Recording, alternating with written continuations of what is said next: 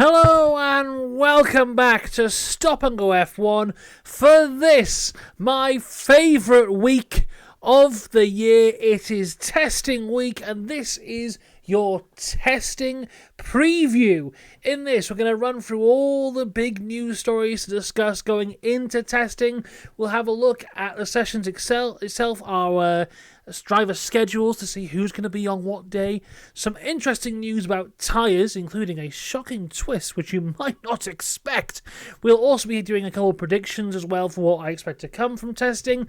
And our very first special Helmet Street of the year will happen in this video. We are back into the swing of things. The F1 season, it's just around the corner. If you look on the fridge, if you're looking on the YouTube, you might be able to see there, it says 19 days until race day. We're getting closer and closer, but of course, before all of that, it is Formula One testing, starting tomorrow morning, 7 a.m. here, UK time, and then going on into Thursday and Friday. Of course, we'll have all coverage of that across the week, every day after the sessions. There'll be a video here in the afternoon/evening discussing everything that went down, so make sure you subscribe for all of that. A huge thank you to the members: Dakota, the Joyous James, Robin Myers, Cinnamon Strudel, Michael Johnson, and new Stop and Go F1 member EFF. I'm going to pronounce it as F. Brand new member, brand new Mansell Mustache member. Welcome along, F, to the crew. What I would say is thank you for joining the membership. Also, we have a big series that's coming up in a couple of weeks. It's starting. Your name will not be in the end of the videos for them because it's already been made. So apologies for that. But going forward, any new videos made, your name will be featured in there. And also your name will be said at in these kind of videos here. So welcome along to the Mansell Mustache membership. Unbelievable stuff. 6 members we have now. If you want to join the membership, link in the description down below. Right. Shall we get started then? Because, as I say, testing is less than... Actually, depends on when this goes out. It'll be just over 12 hours away from our first F1 season test. And like I always say, this is my favourite week of the year because right now, anything's possible. Haas can win the world title. I can say that right now. This time tomorrow, I might not be able to say it. But right now, I can say it, and everyone can go, I doubt it. But they can't say no for sure. We have no idea what kind of situation we are in. We'll have a better idea this time tomorrow. But this is the fun times. 8 hours of Formula One cars going around in circles tomorrow. I shall be watching all of it, like I said, and there'll be a video tomorrow afternoon. The only thing with the video tomorrow afternoon is I am going out tomorrow evening. So I will have to record the review of testing whilst the last hour of testing is going on. I'll be keeping an eye on it whilst I'm reviewing it. So if anything major happens in the last hour, hopefully I'll be able to pick it up.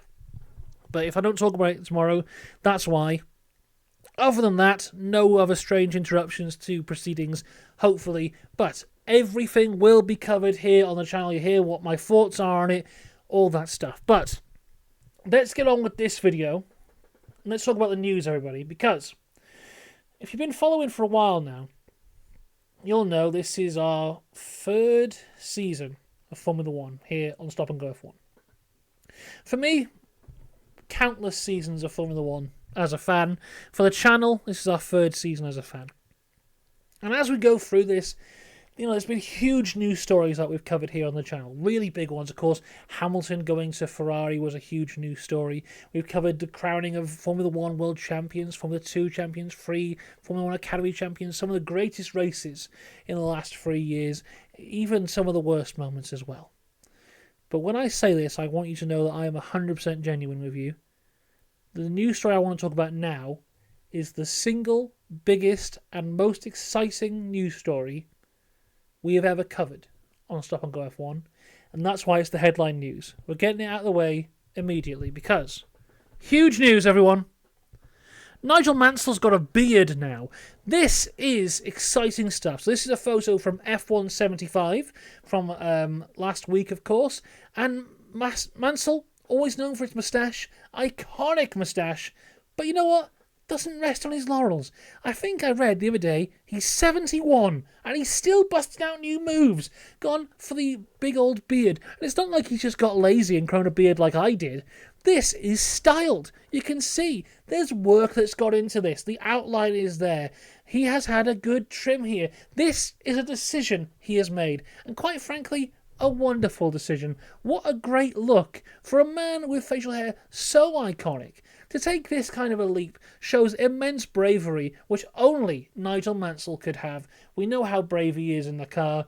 Now he's brave here with his look. Great look, Nigel. Hope you're doing well. Keep on rocking. Fantastic way to start the testing week. We'll move on, though. We've got some news about Monaco here. It hasn't been confirmed yet, but it's being thrown around by the F1 Commission. They're trying to promote better racing in Monaco.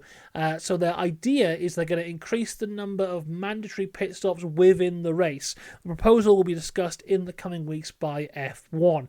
Now, we all remember last year's Monaco race. It was dreadful. There was the huge crash at the start with Perez and Hülkenberg and Magnussen, led to a safety car. Everyone pits under the safety car. They didn't have to pit again. No one did pit again. They went round very slowly until the end. Very few overtakes. So the idea here to have more pit stops, I don't think it will promote better racing because your on-track action will stay exactly the same, realistically. It will promote a more exciting strategy for sure, because you have to make an additional pit stop. Do you go for maybe a double soft at the start and then go for a hard, or can you move it around whatever way you can? So the strategy element is definitely more exciting. But does strategy equal better racing? No. Strategies can be exciting, as I said, and that can promote a more exciting race, but exciting racing? Not so much. I also feel like the issue last year wasn't the lack of pit stops. It was kind of like how and when the pit stop happened, because everyone just went for that long one stop. I feel realistically it'd be better to introduce a rule of like, if the first 10-15% of the race has been done and a safety car comes out, that counts as a pit stop. But if it's like crash on lap 1 and you pit under a safety car, then that doesn't count as your mandatory pit stop. Instead of saying you need more mandatory pit stops, just kind of say what does and doesn't count for your mandatory pit stop. F2 and F3 do this already. I'm pretty sure the rule there is if you pit before lap 6, it doesn't count. So if you get in a lap 1 incident, even if it's not your fault, you still do get set back by it, which is very much unfair if it's not your fault, but adds that added element to it. It's kind of those things. The thing is with Formula 1 all the time is whenever something is said, you think about it and you go, oh yeah, that'd be really good. But then there's always a downfall to it. So like that rule with if you pit before lap 6, it doesn't count. If you've crashed into someone and you pit, yeah, you've been screwed over, but guess what? You shouldn't have crashed into that person.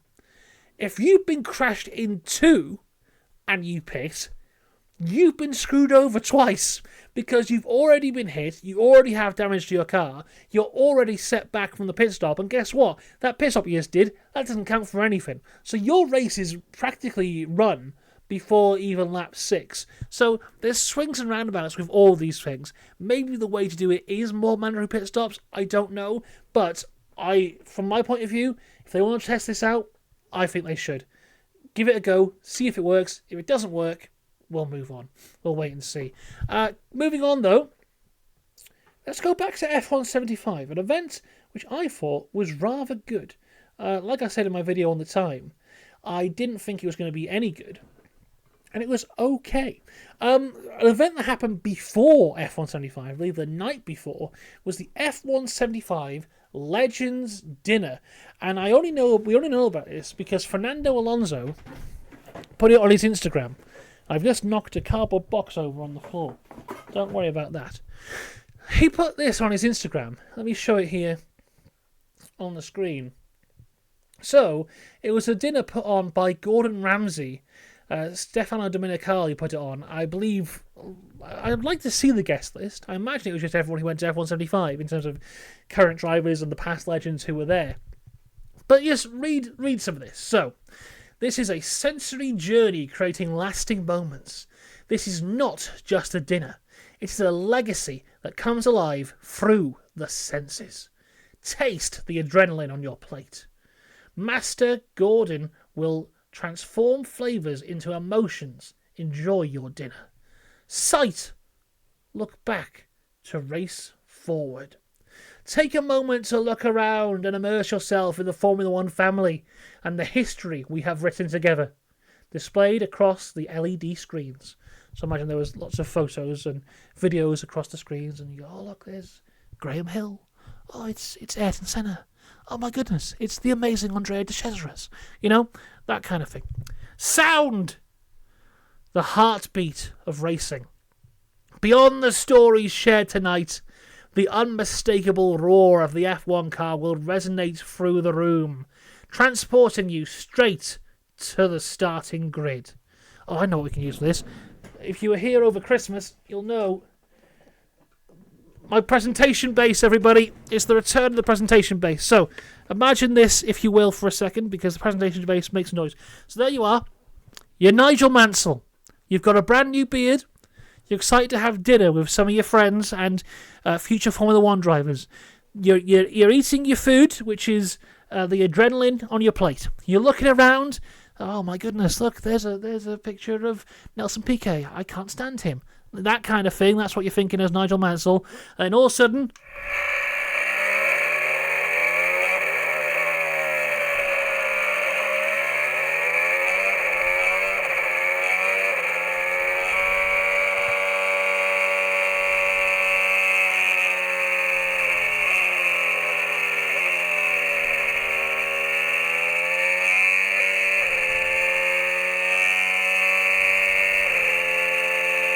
does last quite a while. Turn that off there.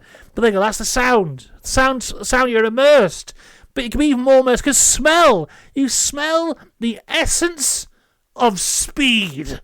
A bespoke fragrance will capture the unforgettable scent of burning rubber on asphalt, sealing the spirit of competition into memory.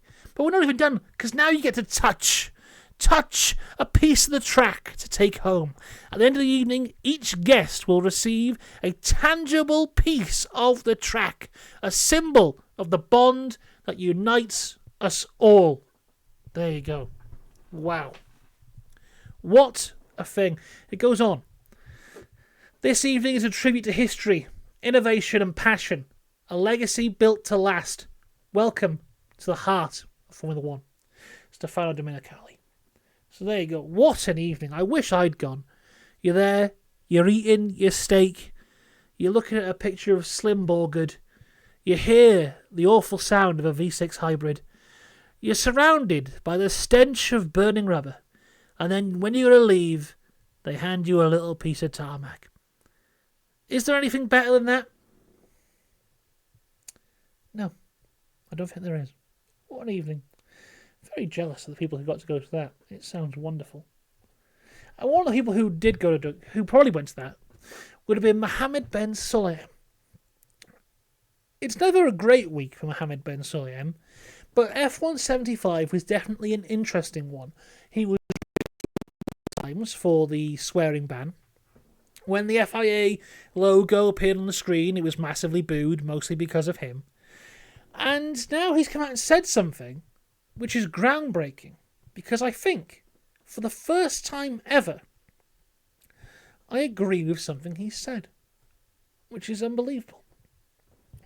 Because he has said that F1 should consider switching back to V10 engines in the future, running on sustainable fuel. Now, this is a thing that's been shared by fans for a long time as something that we should definitely do. And it would be amazing to go back to V10s, because like I just said before, the V6 hybrid sounds bloody dreadful. And the V10s sound very, very nice.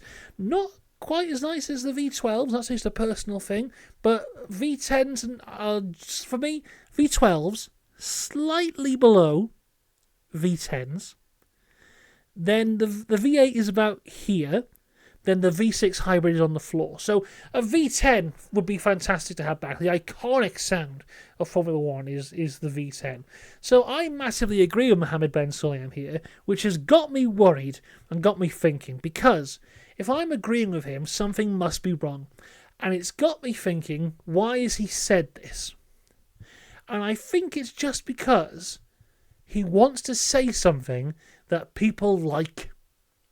Because he never does. In his entire time as FIA president, which I believe the election is coming up soon for him, his entire time he's been consistently controversial. He's consistently said things people don't like. He's consistently got in the way of fun. And those are things that people don't want to happen. So I think what he's done here is he's seen the FIA get booed at F175 and gone, right, I need to do something to get the people back on side. So he's reached out and grabbed the most common shared opinion among the fans, that the V6 hybrids sound awful, and he's gone, I'm going to fix this. And I think he's desperately trying to say one thing people will like. And he's done it, but I do not think that's going to reverse the massive damage he's already done. Bring back V10s. Also get rid of the swearing ban, and also just stop saying stupid things. Please. Moving on, I want to talk about a man who is in Formula 2. And that is Arvid Lindblad. Now, he was in Formula 3 last year. I believe he is the stop-and-go F1 Formula 3 driver of the year. He is fantastic. And I believe he will be a name on the lips of F1 fans in a big way this year. He is not in Formula 1. I don't even think he's a reserve driver. But is it too early to say? He might be the next big thing.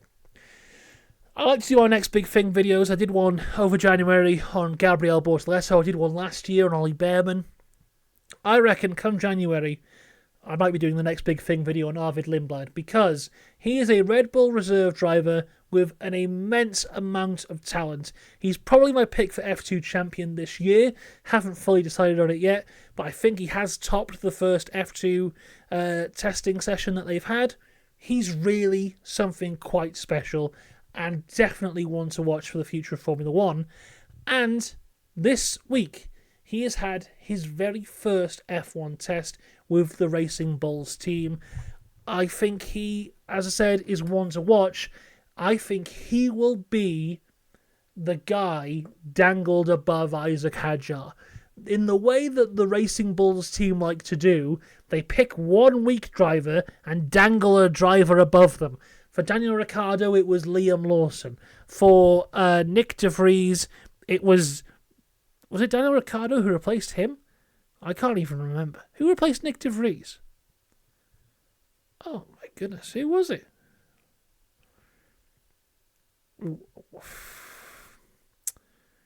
Wow, I can't remember. 1 second, everyone. It's time to do some Googling. I'm gonna have to figure this one out. What year was it? 22 that Nick De Vries was in the car.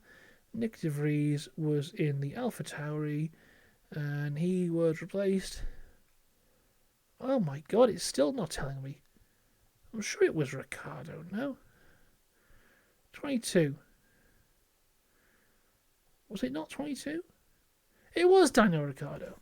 And it was, yeah. And then it was Liam Lawson when Daniel Ricciardo broke his wrist. But yeah, it's a tradition now for the Racing Bulls team, whatever they're called, to have two drivers, but have one driver that you don't want to drive the car, and then have them threatened all year. And this year, the threat will be Arvid Lindblad. The interesting thing to see, though, and like we've seen just then, they like to drop their drivers at halfway points. If Isaac Hadjar's not doing a great job, or even Yuki Tsunoda's not doing a great job, and they're threatening them to be kicked out of the team, if Arvid Lindblad is leading the Formula 2 championship, would they drop him? Would they pull him out of Formula 2 and him not become champion to put him in Formula 1 early? What's more important? It's an interesting one. And one to keep an eye on this year. Arvid Lindblad will be the name on the lips of many fans this year, because he is something special. Sticking with the Red Bull family now, and Callum Nicholas, who is the iconic mechanic from the Red Bull team. If you don't know his name, you will definitely know his face. He's got a book out. I've got it over here. It's on the list for Stop and Go F1 Book Club. Here it is. That's his face there. You definitely know him. You would have seen him in the races or on Drive to Survive or whatever it might be. Callum Nicholas, his new book's called Life in the Pit Lane. I will do a review at some point once I have finished it. But we will not be seeing him in the pit lane anymore because he has announced today, actually, that he has retired from his life as a mechanic in the Red Bull crew. He has now got a new role as an ambassador for the team. I wouldn't be surprised if we see him a lot doing maybe a media role. Maybe if we see him, I wouldn't be surprised if we saw him join the Sky team or something like that, because it's a very much a different perspective, which Sky are starting to do, bringing in someone like Bernie Collins. But yeah, he's very good in those media roles as well. He's done lots of podcasts. He's a very charismatic guy, very informed guy. I wish him the best of luck. It's a shame to see him go, but hopefully he is on to bigger and better things. Hopefully that book is a good read. I'm about 2 or 3 chapters in, enjoying it so far. But that's, everyone, is the news. It is time to talk about testing. Starting with the most exciting thing on the planet. Not that, tyre allocations. I just click the driver ratings button. We haven't even had a race yet. It's tyre allocation time, everyone. These are the tyres we're going to have. Nothing new here in terms of the tyres. C1 through to C6, intermediates and wets. It's just to show you kind of what the tyres will look like, because it is confusing sometimes in terms of your difference between your C3 or your C4. It's those little lines. But these are the tyres that are available. And I know what you're thinking.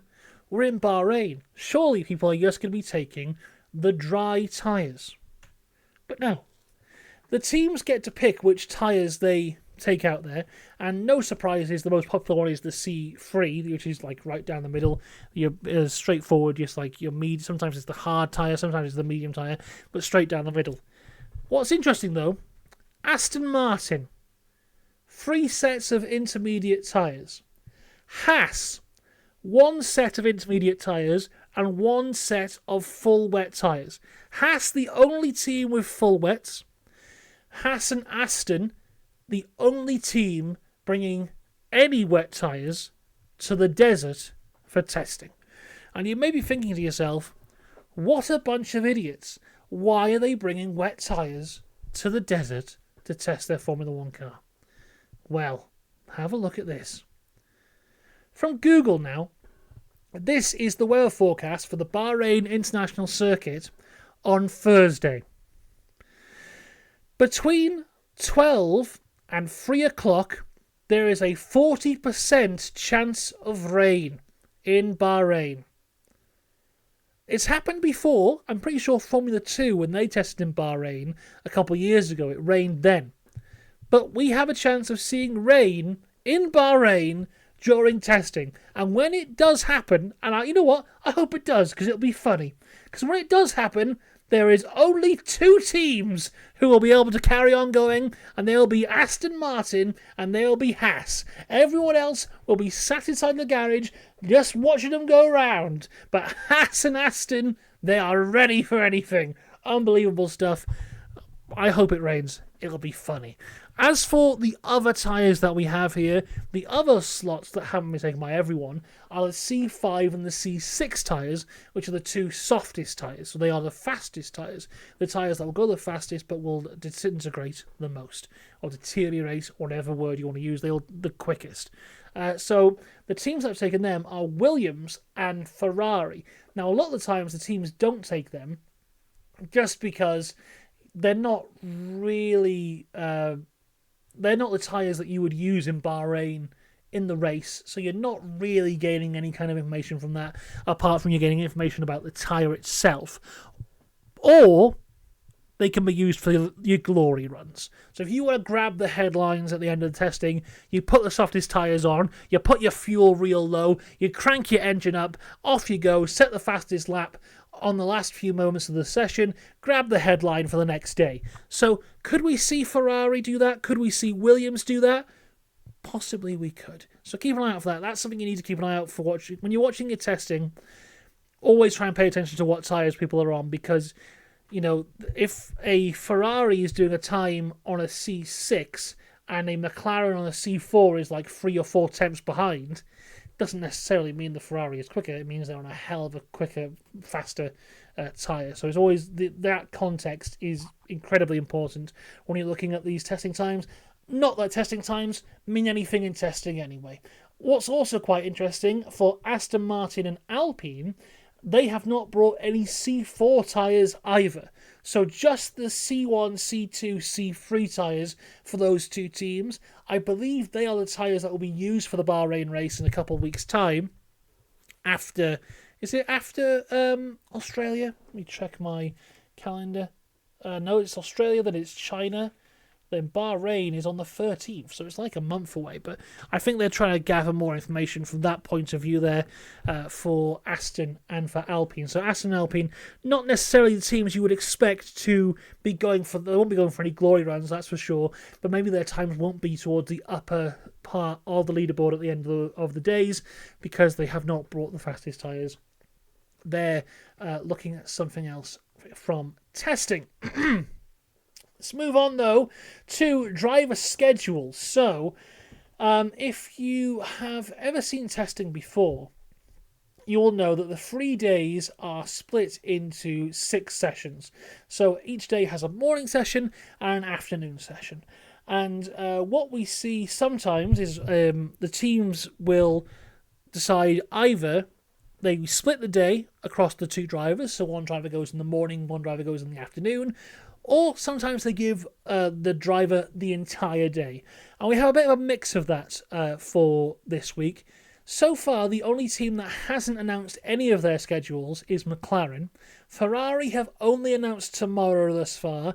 Apart from that, everyone else has announced everything. Now, this is subject to change, and it probably will change.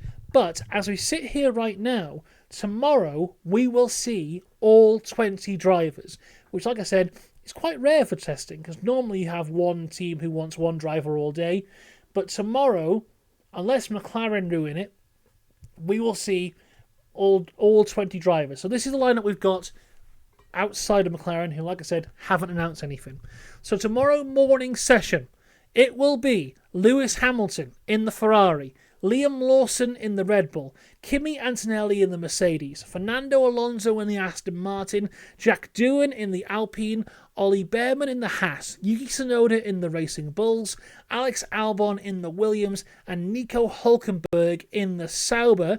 Then the afternoon is Charles Leclerc in the Ferrari, Max Verstappen in the Red Bull, George Russell in the Mercedes, Lance Stroll in the Aston Martin, Pierre Gasly in the Alpine, Esteban Ocon in the Haas, Isaac Hadjar in the Racing Bulls, Carlos Sainz in the Williams, and Gabriel Bortoleto in the Sauber. Like I said, McLaren yet to announce what they're doing there, but a very interesting lineup nonetheless that I'm hoping McLaren do split the days and we get to see all the drivers tomorrow. That should be very exciting. But, as I said, sometimes teams like to give drivers the entire day. Later on in the week, that has happened. So, Williams and Red Bull have decided to give their drivers an entire day. So, on Thursday, the Red Bull will just be driven by Liam Lawson, and the Williams will just be driven by Carlos Sainz. Then on Friday, the Red Bull is just driven by Max Verstappen, and the Williams is just driven by Alex Albon. As I said, it could all change, but that is how it is at the moment, leading to what should be a very fun day. If you can't tell already, I'm very excited.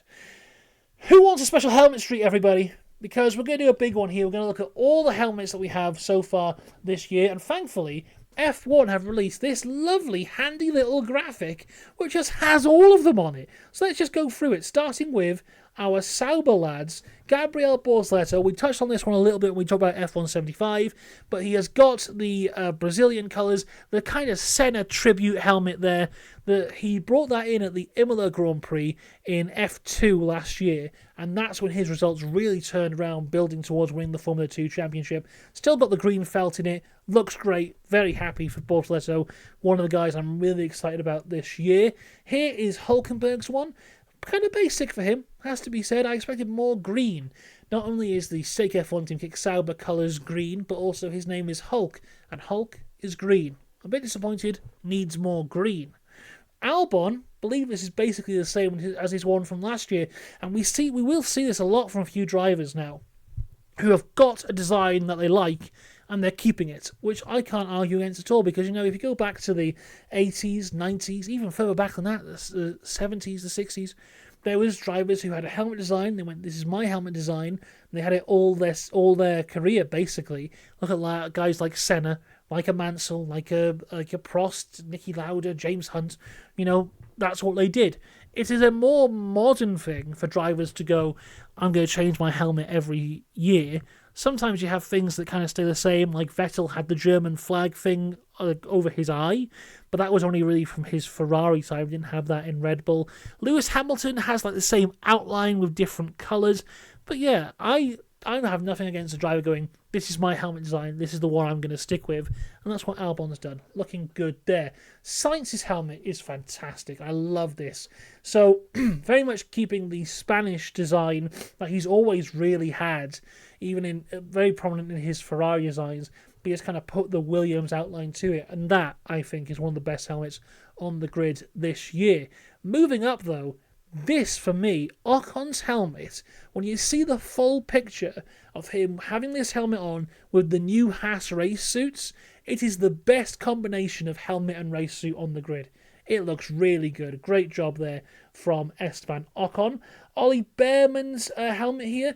Now, as much as I love his Bear logo, I think that's the best logo on the grid. Fantastic stuff there.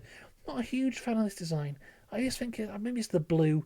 Doesn't really work for me, but overall, good stuff, Ollie. Looking forward to seeing how you go this year. Tsunoda, another guy who's kind of kept his same helmet design with the leaves on it.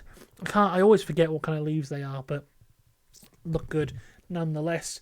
Isaac Hadjar, very basic.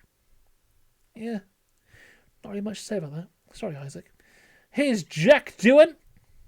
We might not see this one on the grid for long, but here it is. That's a good one, Jack. Keep your head down. We'll be fine. Pierre Gasly has gone for one, which reminds me of a pair of swimming trunks I used to have when I was a kid. That's all I have to say on that. Lance Stroll, it's just the Aston Martin colours. I think his is the same as last year. Though I'm sure he used to have the Aston wings on the side there, which he's got rid of. Alonso's is the same as last year as well, but his is that, it's more faded. But those colours he's kind of had throughout his entire career, and that's there. Max Verstappen, this is basically the same as the one he had last year as well, but this is a helmet which is very much like the helmet his dad had when he was racing and the helmet he had when he was a kid karting, so it's kind of one that's kind of always been with him. Liam Lawson's gone for this light pink design, the New Zealand kind of All Blacks feather thing on the top there. All good. George Russell, the same as last year, but it's a good design. Antonelli, I'm a bit disappointed by this. I don't like it. It just doesn't scream out to me. I mean, he's an Italian. I know the Italian colours are there, but I want my Italians to be in your face with their Italianness. But there you go. There it is. Lewis Hamilton's Ferrari helmet. We've looked at this before in the news videos leading up to the testing, but this is beautiful. A work of art. Fantastic stuff. Leclerc, very similar to last year as well, but it also works. Oscar Piastri's helmet is not great. I find it a bit generic. Once again, got the Australian flag there, but apart from that, there's nothing too spectacular. And Lando Norris very much stayed the same as last year as well, although there has been some speculation by some people on Instagram that some of the blobs are different blobs and they mean things. So, maybe they do. But this helmet will not be seen at testing because Lando Norris has already got a special helmet for us. Fantastic stuff. This is his testing helmet here. I like it a lot. It's he's got all data and stuff on it because he's testing times. But there we go. Special helmet street. We're done. We're done, everyone. Right, we're going to wrap it up in a little bit, but we're going to give our predictions here. Anyone who watched last year knows I didn't get a single prediction wrong all year. Everything I said became true. Never got a single thing wrong. And I continue that streak into this year. And I think it's hard to do predictions for testing. So what I've done is I've decided to say 2 teams who I think will do well and 2 teams who I think will do badly in testing. So 2 teams that I think are going to do well. I haven't gone imaginative at all. I've just gone McLaren and Ferrari. For me, they are the 2 teams who I think have the best lineups, probably have the best cars, definitely have the most hype going into the season, and I think they're going to live up to that hype. McLaren have to break a bit of a streak, though, because I think for the last 3 or 4 years they have turned up to testing and not been great. They had quite a bit of reliability issues last time out in testing. The time before that was when Lando Norris was punching walls. The time before that, their brakes didn't work. So they have a streak at the minute of not being great at the start of the year, and they have to overcome that if they want to get on this pretty quickly, and I think that they will. Ferrari, I think, have a lot of pressure on them this year, not just because of Lewis Hamilton, but also they finished last year very well, and there's a lot of hype behind them as well. So I think they should hopefully live up to that as well. I think they'll be the top 2 teams coming out of testing. As for the teams I think who are going to struggle, I've gone for Aston and for Williams. I have said many times I don't think this is going to be a good year for Aston. I think they're going to abandon this season relatively early on to focus on next year, because that's the right thing to do. And I don't think they're going to start in a great place because they didn't end in a great place last year. So I don't think they're going to do great. And Williams just never have a good testing. Something always goes wrong. They had reliability issues last year. The year before that, the car set itself on fire on a lap. It just never goes well. So I don't think it's going to change for them there. That is my predictions. Like I said, we will be back tomorrow to talk all things testing day 1. Then we'll have coverage testing day 2, testing day 3. We're getting closer and closer to the F1 season beginning. It is the best week of the year, and I want to spend it with you. Online, of course, through video form, where I say things into a camera and you watch it. I look forward to seeing you tomorrow. Let me know what you think is going to happen at testing. Until next time, have a good one. I'll see you later. Goodbye.